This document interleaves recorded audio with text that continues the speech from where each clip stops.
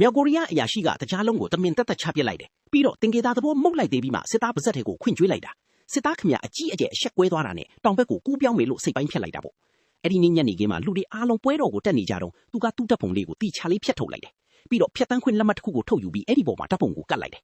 သူ့အထက်အရာရှိရုံးခန်းထဲကိုအသားလေးခိုးကြောင်ခိုးပေါက်ဝင်သွားပြီးဘောပင်တစ်ချောင်းနဲ့အန်ဆွဲကိုဖိညစ်ဖွင့်လိုက်တာပေါ့အဲ့ဒီကနေတစိမ့်တုံးတစ်ခုကိုယူလိုက်ကဖြတ်တန်းခွင့်လက်မှတ်ပေါ်မှာရိုက်နှိပ်လိုက်တယ်အားလုံးပြီးစီးသွားတာနဲ့သူကချက်ချင်းပဲပွဲတော်ခမကိုပြန်သွားလိုက်တယ်ရင်မောင်းအယောင်ဆောင်ပြီးအရက်မူးနေတဲ့အရာရှိတယောက်ကိုကားထဲကိုပွေထန်းတင်လိုက်တယ်သူ့ကိုကားထဲတွန်းပိုးလိုက်ပြီးတော့စစ်စခန်းအထွက်ဘက်ကိုကမန်းကရမ်းမောင်းထွက်သွားလိုက်တာရုတ်တရက်ဆိုသလိုပဲအဲ့ဒီအရာရှိကသူ့ပခုံးကိုလှမ်းဖမ်းဆွဲလိုက်တော့ဒါကသူ့ကိုအကြီးအကျယ်ဒေါသထွက်စေလိုက်တာပေါ့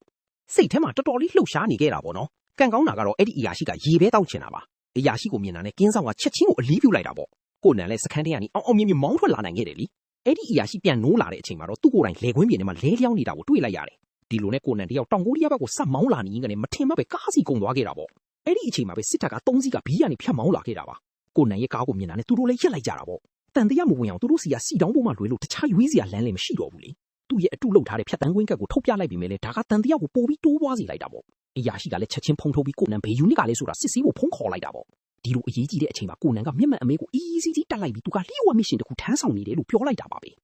သူ့ရဲ့တာဝန်ကြောင့်ပေါ့နော်ဘိုလ်မှူးကအခြေအနေကိုတတိထားနေတာနဲ့ပဲမချစ်မရဲနဲ့လွတ်ပေးလိုက်ရတာပေါ့ဒါပေမဲ့နောက်ထပ်အလှည့်ပြောင်းတစ်ခုထပ်ဖြစ်လာခဲ့တယ်လေသူ့ကိုအရင်ကအရှက်ခွဲခဲ့တဲ့အရာရှိကသူစစ်ပြေးတာကိုတီးသွားခဲ့တာပဲမကြခင်မှာပဲသူကသူ့တပ်သားတွေနဲ့လိုက်မိသွားပြီးကျူနန်ကိုစတင်ပစ်ခတ်တော့တာပေါ့ကျူနန်ကလည်းအလိုလိုနေရင်ချက်ချင်းတုံ့ပြန်လိုက်မိတာပဲမျက်နှာကိုသွေးတွေတုပ်လိမ့်ပြီးတေးချင်းအောင်ဆောင်လိုက်တာပေါ့ပြစ်ခတ်တာတွေရပ်သွားတော့သူလည်းအမြန်ဆုံးထွက်ပြေးသွားပါတော့တယ်လေ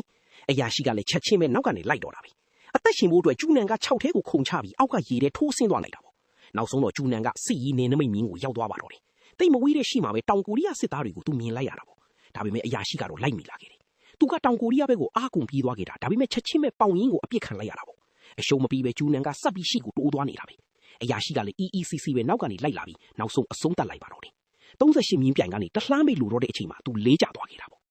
အရာရှိကသူ့တက်နက်ကိုမြောက်ပြီးသူ့ကိုအပိတက်ဖို့ပြင်ဆင်နေတော့မှာပဲအဲ့ဒီအချိန်မှာတောင်ကိုရီးယားတပ်ဖွဲ့တွေကအချိန်မီရောက်လာခဲ့တယ်တကယ်ကိုအချိန်မီရောက်လာတာပါဟုတ်တယ်တောင်ကိုရီးယားတပ်ဖွဲ့တွေကအချိန်မီရောက်လာခဲ့ကြတာပေါ့